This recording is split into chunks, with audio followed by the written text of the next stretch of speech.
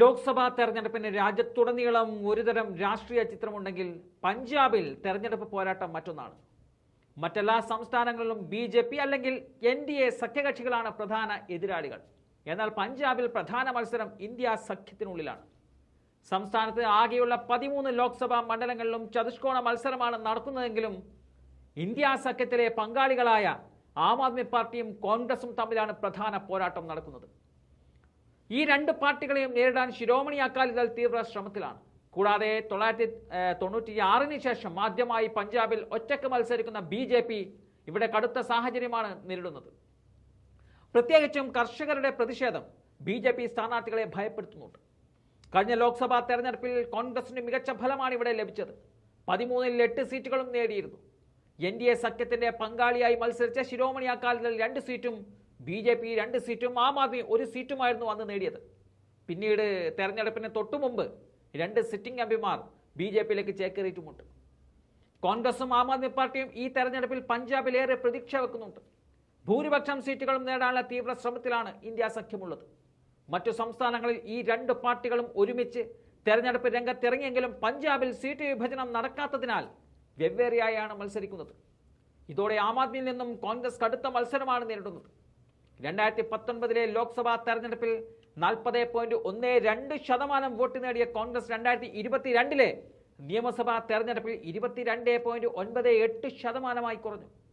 മുൻ മുഖ്യമന്ത്രി ക്യാപ്റ്റൻ അമരീന്ദർ സിംഗിന്റെ രാജിയും അതുപോലെ PCC അധ്യക്ഷനായിരുന്ന നവജ്യോത് സിംഗ് സിദ്ധു എടുത്ത ചില നിലപാടുകളും കോൺഗ്രസിന് വലിയ തിരിച്ചടിയായിരുന്നു നൽകിയത്. വോട്ട് ബാങ്ക് വർദ്ധിപ്പിക്കുവാനും കഴിഞ്ഞ തെരഞ്ഞെടുപ്പിൽ നേടിയ സീറ്റുകളുടെ എണ്ണം നിലനിർത്താനുമാണ് ഇത്തവണ കോൺഗ്രസ് ശ്രമിക്കുന്നത്. ഡൽഹി കഴിഞ്ഞാൽ ആം ആദ്മി ഇവിടെ ശക്തമാണ്. ഡൽഹിക്ക് ശേഷം ആം ആദ്മി ഭരണം പിടിച്ച സംസ്ഥാനമാണ് പഞ്ചാബ്. 2019 ലോക്സഭാ തെരഞ്ഞെടുപ്പിൽ ആം ആദ്മിക്ക് ഇവിടെ 7.38% വോട്ടുകൾ മാത്രമായിരുന്നു ഉണ്ടായിരുന്നത്. ഒറ്റ സീറ്റിൽ മാത്രമായിരുന്നു ആം ആദ്മി വിജയിച്ചത്. പക്ഷേ 3 വർഷത്തിനുള്ളിൽ 2022 നിയമസഭാ തെരഞ്ഞെടുപ്പിൽ 42% വോട്ടുകളും 92 സീറ്റുകളും നേടി അധികാരത്തിൽ വരികയും ചെയ്തു ആം ആദ്മി പാർട്ടി. ഇത്തവണ ലോക്സഭാ തെരഞ്ഞെടുപ്പിൽ 13 സീറ്റുകളും ഉറപ്പിക്കാനാണ് ആം ആദ്മിയുടെ ശ്രമം. 5 സംസ്ഥാന മന്ത്രിമാരെയും 3 സിറ്റിംഗ് MLA-മാരെയും മത്സരിപ്പിച്ചിട്ടുമുണ്ട്. ഡൽഹിയിൽ തെരഞ്ഞെടുപ്പ് കഴിയുന്നതുവരെ മുഖ്യമന്ത്രി ഭഗവത് മാൻ ഏക പ്രചാരകനായിരുന്നപ്പോൾ അടുത്തിടെ അരവിന്ദ് കെജ്രിവാളും പഞ്ചാബിൽ വലിയ തോതിൽ പ്രചരണം തുടങ്ങിയിട്ടുമുണ്ട്.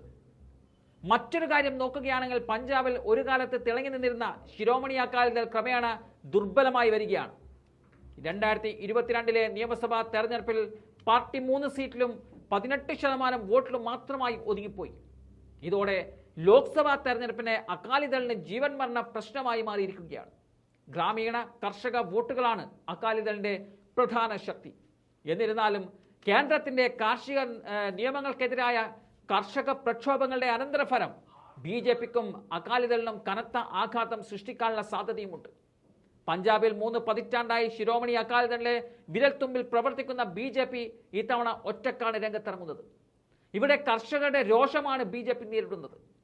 ബി.ജെ.പി. സ്ഥാനാർത്ഥികൾ ഗ്രാമങ്ങളിൽ പ്രചരണത്തിന് പോകുമ്പോൾ കർഷകരിൽ നിന്നും വൻ പ്രതിഷേധമാണ് ഉയരുന്നത്. മോദിയുടെ പ്രതിച്ഛായയിലും ഹിന്ദു വോട്ട് ബാങ്കിലും നഗരപ്രദേശങ്ങളിലെ വോട്ടുകളിലുമാണ് ബി.ജെ.പി. പ്രതീക്ഷ അർപ്പിച്ചിട്ടുള്ളത്.